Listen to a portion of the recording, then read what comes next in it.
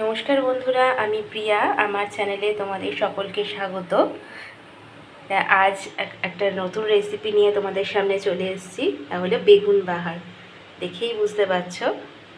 তাই বেগুনের সমস্ত আইটেমের মধ্যে এটি একটি অন্যতম। তা তোমাদের কার কার ভালো লাগে সেটা অবশ্যই আমাকে জানিও। তো চলো আজ এই বেগুন বাহারটি বানিয়ে নেওয়া যাক। তার জন্য কি কি লাগছে সেটা তোমাদের সর্বপ্রথম দেখিয়ে দেবো। প্রথমেই দুটো বেগুনকে আমি দু চেরা করে কেটে নিয়েছি। যেহেতু ছোট আর সরু বেগুন ছিল সেহেতু দুফালাই করেছি। আর দেখো এখানে বেগুনগুলোর আমি বোটা সমেতই কেটেছি। বেগুন বাহার করতে গেলে তার বোটা সমেতই বেগুনগুলোকে রাখতে হয়। আর এই বেগুনটা নিচের দিকে একটু সামান্য খারাপ ছিল বলে সেটাকে বাদ দিয়ে দিয়েছি। তাই দুটো বেগুন আমি এই চার ফালা করে নিয়ে নিয়েছি। এবার এর জন্য যে মশলাটা লাগবে সেটা বানিয়ে নেব। প্রথমে এবার এতে আমি নুন আর হলুদ মাখিয়ে রাখবো। জানোই বেগুনে নুন আর হলুদটা আগে থেকে মাখিয়ে রাখলে সেটা যেমন ভাজাটাও ভালো হয় আর তেমন টেস্টটাও ভালো হয়। তাই জন্য আমি এর মধ্যে আগে থেকে যে নুন আর হলুদটা মাখিয়ে 5টা মিনিট এটাকে রেস্টে রেখে দেবো।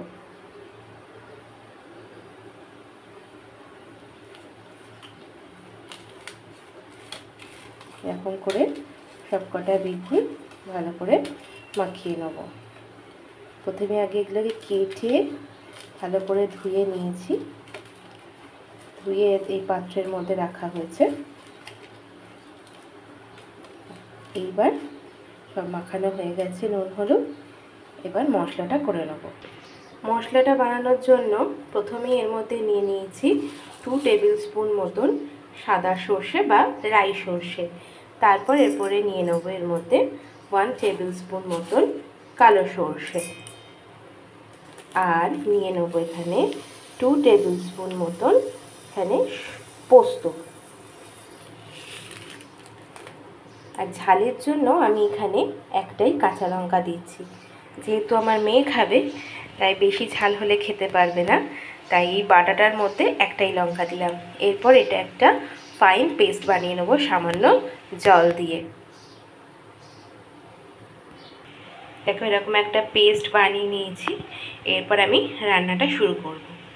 এবার আমি এখানে কড়াইটা গরম করে তেল নিয়ে নিয়েছি। তেলটা গরম হয়ে গেছে। এরপর আমি বেগুনগুলো উল্টে পাল্টে ভেজে নেব। বেগুনগুলো দিয়ে দিলাম। এক পিঠ ভাজা হয়ে গেছে। এবার আমি উল্টে নেব অন্য পিঠগুলো। তা আস্তে করে উল্টাতে হবে যাতে বেগুনগুলো ভেঙে না যায়। তাই আমি খুবই সাবধানে করছি।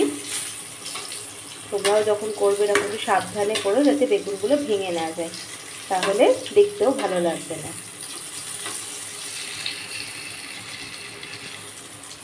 এবার এই দিকটা একটু ভাজা হয়ে গেলে বেগুনগুলোকে তুলে রাখবো।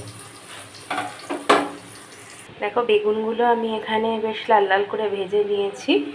এরপর এই কড়াইয়ের মধ্যে আমি দেব কালো জিরে। যেহেতু নিরামিষ রান্না, কালো জিরে মাছ, তাই এর মধ্যে আবার কালো জিরে দিয়ে নেবো। ওই তেলের মধ্যেই দিয়ে দিলাম কালো জিরে ফোড়ন।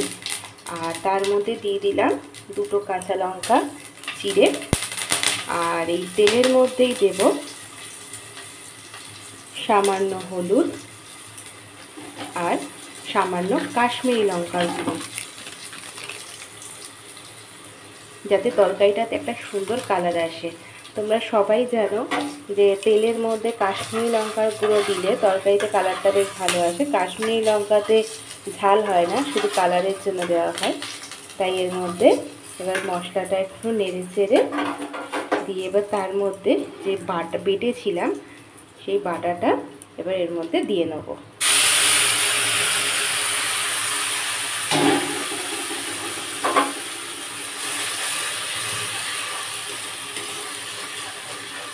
এবার এটা ভালো করে একটু নেড়ে চেড়ে একটু কষিয়ে নেব।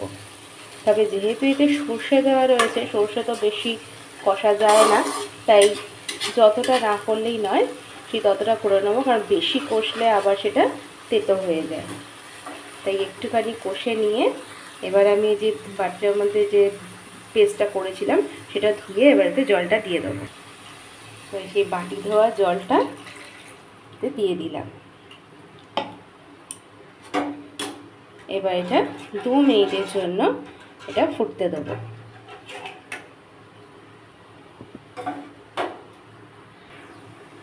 দেখো এবার এই ঝোলটার মধ্যে যেহেতু বলম এসে গেছে, এরপর আমি এর মধ্যে আবারও দিয়ে দেবো সামান্য হলুদ 1 টেবিল স্পুন মতন, আর দিয়ে দেবো 1 টেবিল স্পুন মতন লঙ্কার গুঁড়ো। এবার এটা আবারও 2 মিনিট একটু নাড়াচাড়া করে নেব।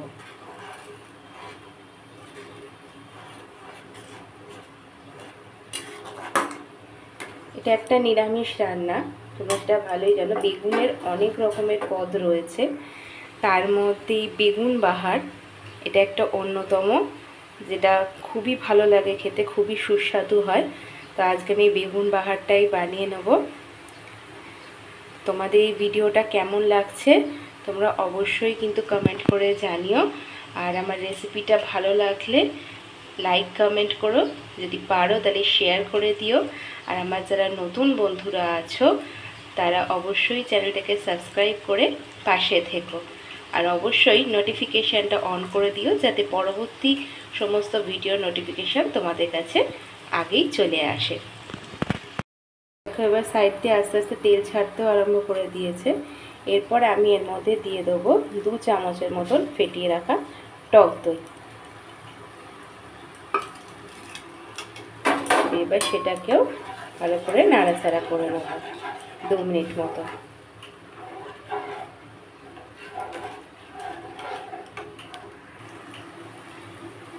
এবার এটাও ফুটে গেছে। এরপর আমি এতে দিয়ে দিলাম পরিমাণ মতন নুন।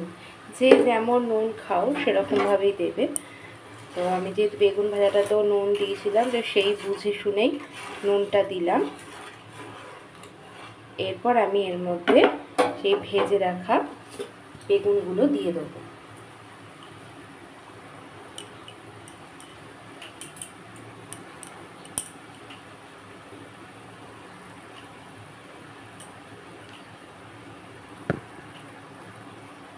এবার বেগুনগুলো দিয়ে ভালো করে মশলাটা একটু ফুটিয়ে নেব, তাহলেই আমাদের রেডি হয়ে যাবে বেগুন বাহার। তা আমার ভিডিওটা কেমন লাগলো অবশ্যই কিন্তু তোমরা জানিও। আর তোমরা বাড়িতে এরকম বেগুন বাহার বানিয়ে খেও। আর কারা কারা আগেও করেছো সেটাও আমাকে জানিও। তো আবার পরে ফিরে আসবো আবার একটা নতুন ভিডিও নিয়ে, তোমাদের নতুন রেসিপি নিয়ে। তো চলো এটা শেষ পর্যন্ত দেখি এটা কেমন হয়। তোমাদের এটা ফুটে যাক, তারপর তোমাদের দেখাচ্ছি। আমাদের বেগুন বাহার একেবারে রেডি সার্ভ করার জন্য। চলো এবারে ফাইনাল লুক দেখা যাক। আমার বেগুন বাহার একেবারে রেডি। দেখো কালারটা কত সুন্দর এসেছে। তোমরা অবশ্যই জানিও কিন্তু যে রেসিপিটা কেমন লাগলো। আবার পরে ফিরে আসছি তোমাদের একটা নতুন ভিডিও নিয়ে, নতুন একটা রেসিপি নিয়ে।